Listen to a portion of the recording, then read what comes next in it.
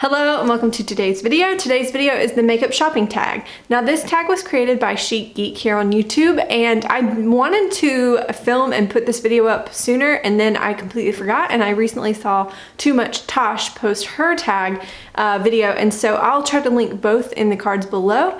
And yeah, I have a list of questions here, and I'm just gonna go through and answer them. So question number one is, where do you shop for makeup? And that is probably definitely, even though I live in Sweden, the answer is probably still Ulta. I really like the rewards program at Ulta, and I am trying not to buy makeup here in Sweden, and so because it's expensive. A lot more expensive than in the US in a lot of cases. Now I have stumbled upon a couple things here and there discounted pretty heavily, but you have to, I feel like you really have to fall ass backwards into those deals. So yeah, I think that I still prefer to wait, shop, think about things that I really want, and then I still prefer to buy via Ulta and ship them to home, and you know, eventually either when I visit or when we move back in a couple of years, I will pick up my items then. I don't have any items waiting on me at home, but I just love the Ulta Rewards program.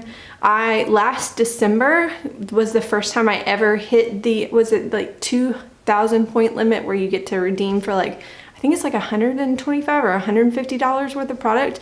That was my first time ever doing that, and oh my gosh, I was able to use a coupon and buy things on sale, and I just racked up.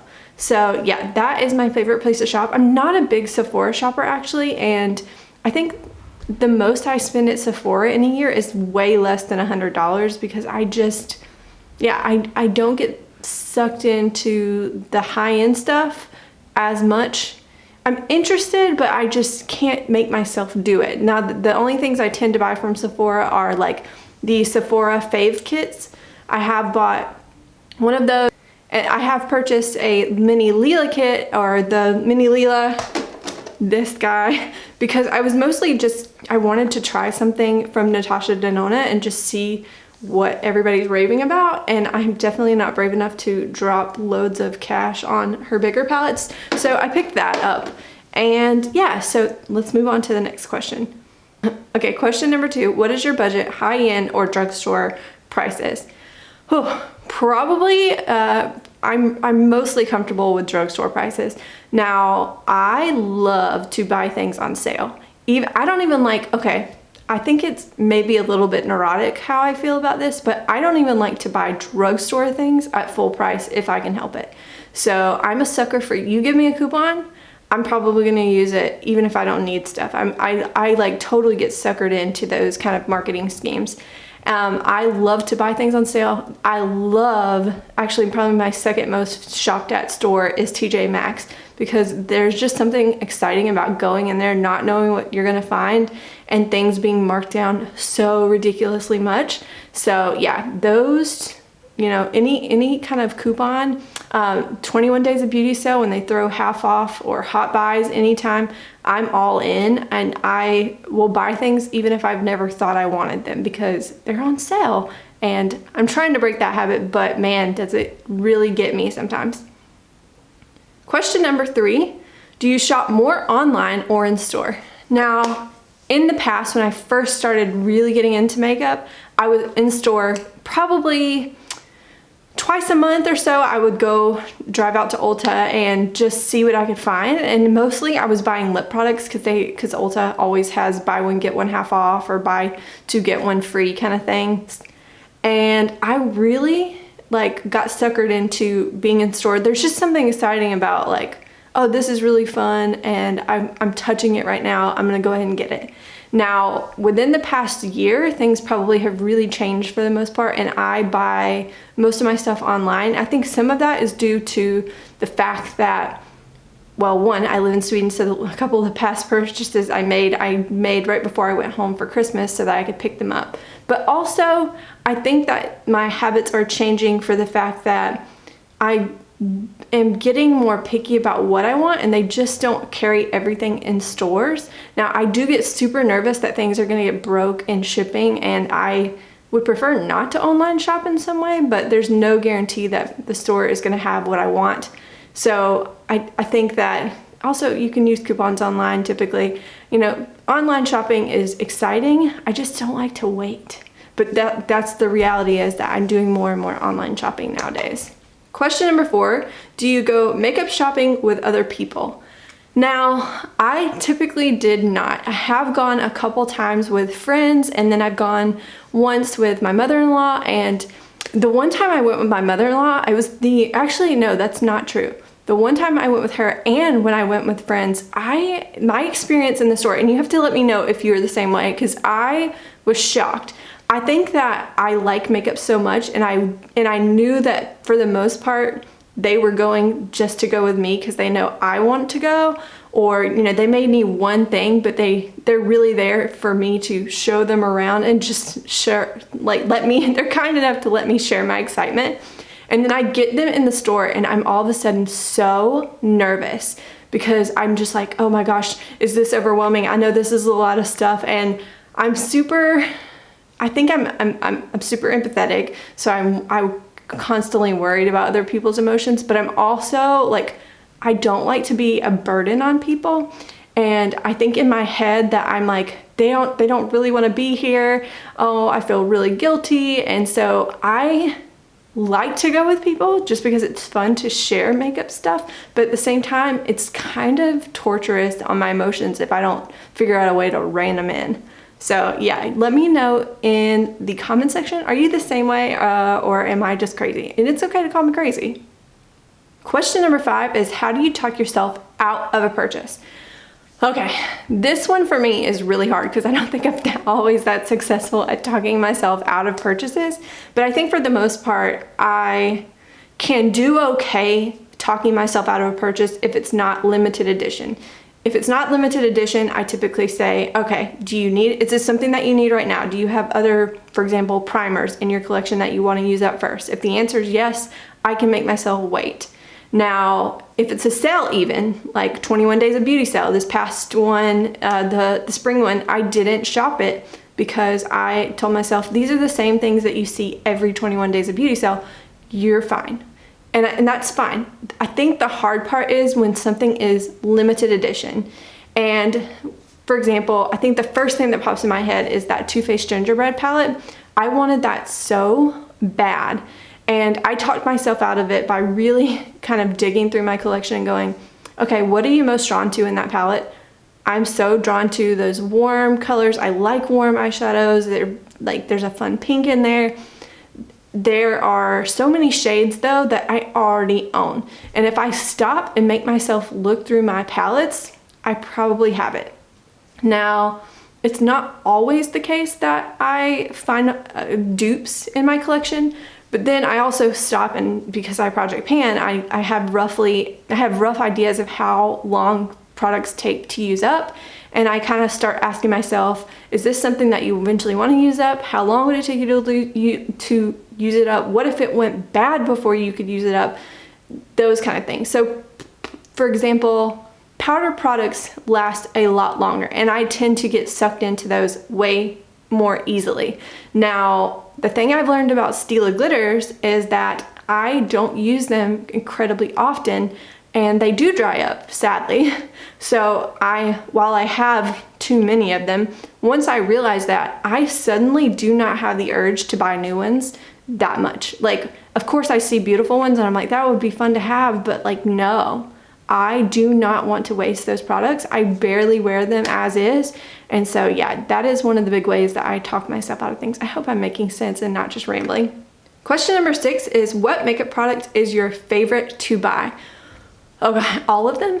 No, truthfully, I think that if I look at my numbers, I like eyeshadow palettes, but I probably mostly enjoy, well, I think I have 4 answers. Oh my goodness, how can a human being have 4 answers about which products? So eyeshadow palettes, no particular order.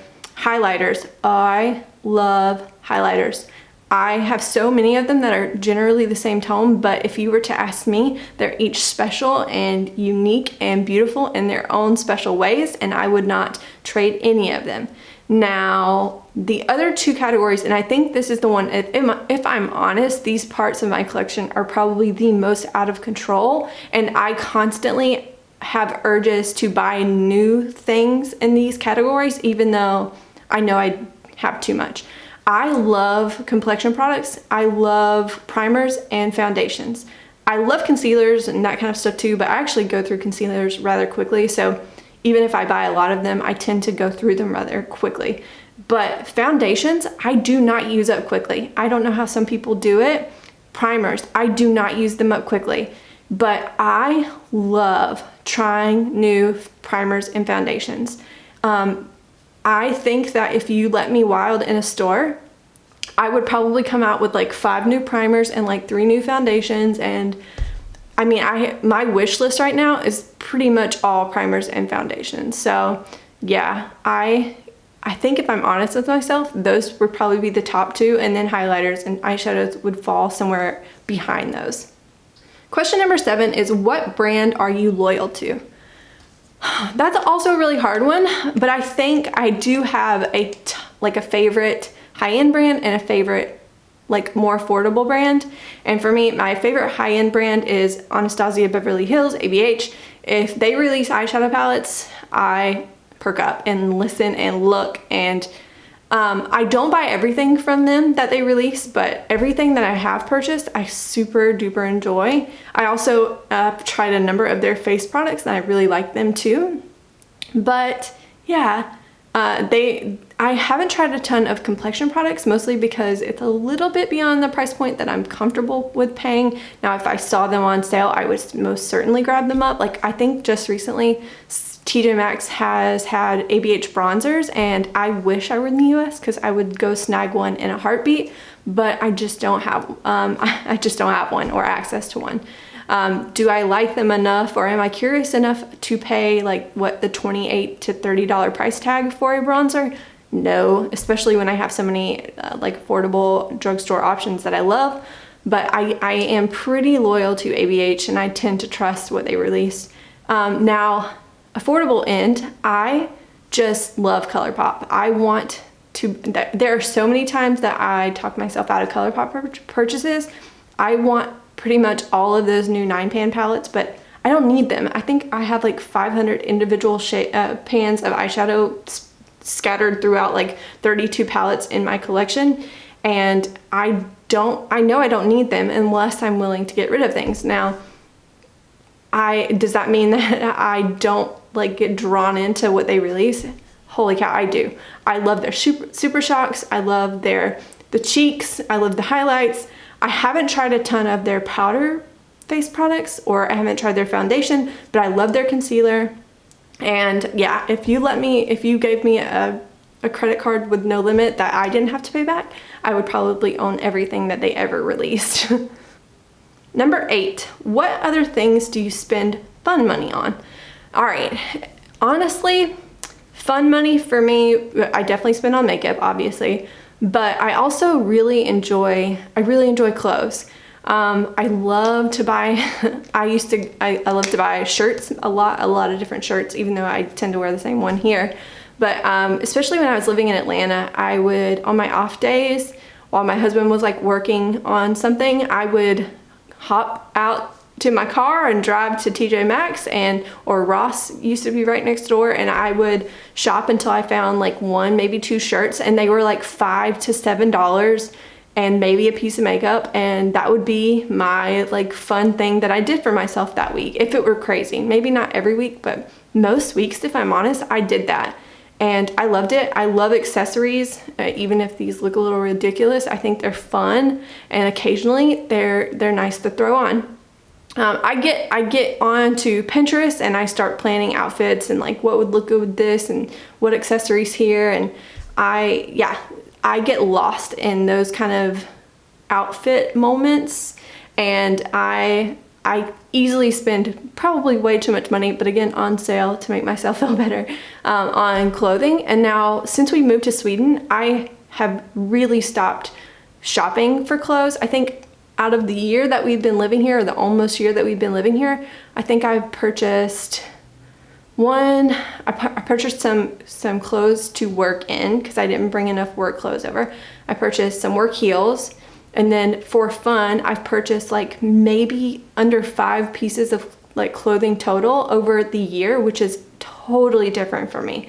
So now I'm trying to save some of that money because I don't want to pay to ship it back home one day. I'm trying to save some of that money and use it to travel. We've never lived in Europe before now, and traveling in Europe is pretty affordable when you compare it to, like, if I wanted to fly to Italy from the US, it would be very expensive. Here, if you shop at the right time for airline flights and deals, you're going to find really affordable flights. And so we are trying to save our money. So you don't see me doing a ton of hauls for that reason, because we're really trying to take advantage of living in Europe while we can, and we're trying to travel, and that's something that we are really excited to do. We have 3 upcoming trips that we have planned this late summer, early fall, and I'm super excited and ready to travel. We haven't actually taken any like personal travel other than some with our family yet. So yeah, hopefully I will try to vlog or take some photos or something, share those moments with you as best I can when they get here, but I'm so excited. So yeah, our first one that we leave on is less than a month away, so I'm ready.